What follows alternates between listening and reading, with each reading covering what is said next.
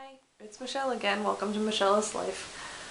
I thought this video we could talk about my college reads. I have most of them in the garage right now in a tub because they were my daughter's nursery that used to be the office. And I just don't have enough bookshelves to put throughout the rest of the house. So they're in a tub in the garage. But I do have some of my favorites that I kept in the house, so I figured I would talk about those. I've seen a lot of these videos going around with people discussing required reading lists and stuff, so I thought this would be fun. So let's get right on into it. The first one I want to talk about is really tiny short stories collection by an author, Lynn Barrett, The Secret Names of Women. There was a really awesome class that I attended. It was an online class, so it wasn't really attended. But it was called the Sanibel Island Writers Conference because I'm originally from Florida and that's where I went to college. And what you did was you had, I think, 1 or 2 books a week that you're supposed to read and then write a reflection on. And then at the end of the semester we went to the conference where we got to meet all the authors for the books that we read. It was really cool. I went two or three times, not with the class obviously, but one time with the class. And so I got to meet her. She actually wasn't really that nice, but that's okay. Her book's good. It's a compilation of just short stories about female characters and just different aspects of life. I really liked it. I think I gave it 5 stars. It's a contemporary and it's adult, but again, it kind of reads like a YA, so it was good. I don't really know what else to say about it.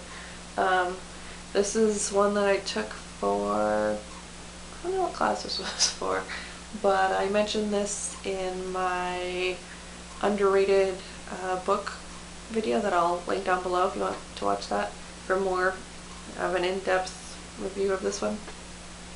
So it's Isabel Allende's The House of the Spirits. That's how my professor told me to pronounce it. They also have a movie. The movie's not very good.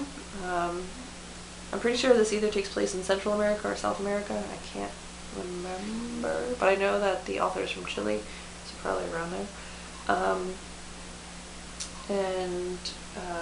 It's about, I don't know, it has magical realism in it, and it was my first magical realism book, and I thought it was really great. It was one of those books that you didn't expect to like, and you go into it, and I read it, I think, in one sitting. It was amazing. The whole class loved it. It was really good, and it does read like a YA again, even though it's literature.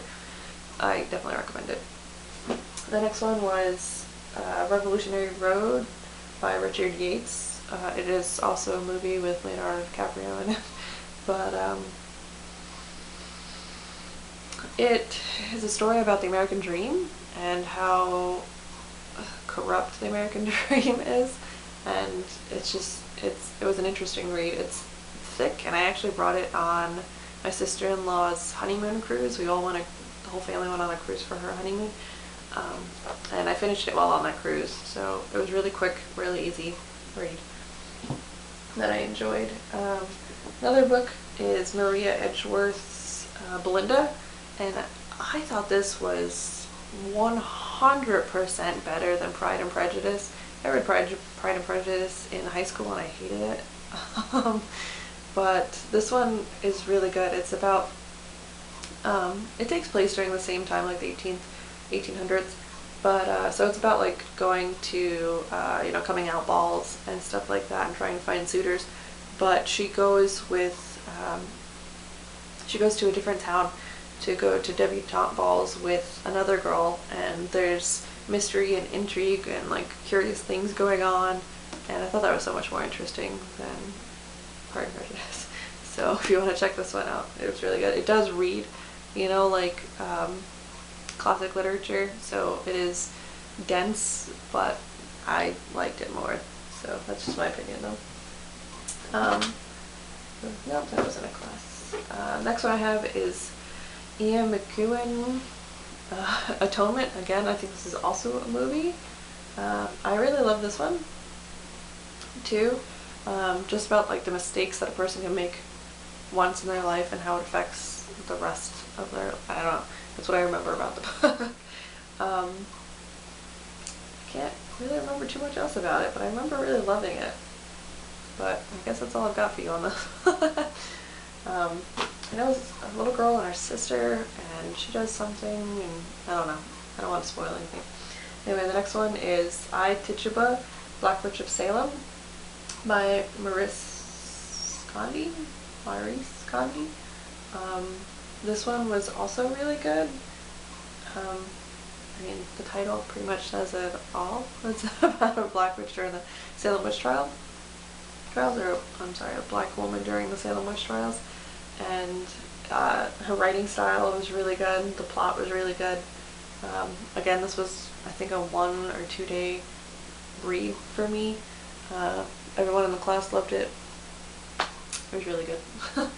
And then the last one I want to talk about is Time's Arrow by Martin Amis. I mentioned this again in my underrated book thing. That's kind of what prompted this video. It is a historical fiction during the Holocaust, told from the German doctor's subconscious, and everything goes backwards in time. So it's pretty trippy. It's unlike anything you'll ever read, ever. And it's an amazing book. So if you want to hear more about it, I'll still have that link down below for my other video. So that's it for this video. If you liked it, give it a thumbs up. I would like to know some of your college reads or high school reads that you really loved, that you still hold on to. So definitely talk to me down in the comments, and I'll see you next time. Bye.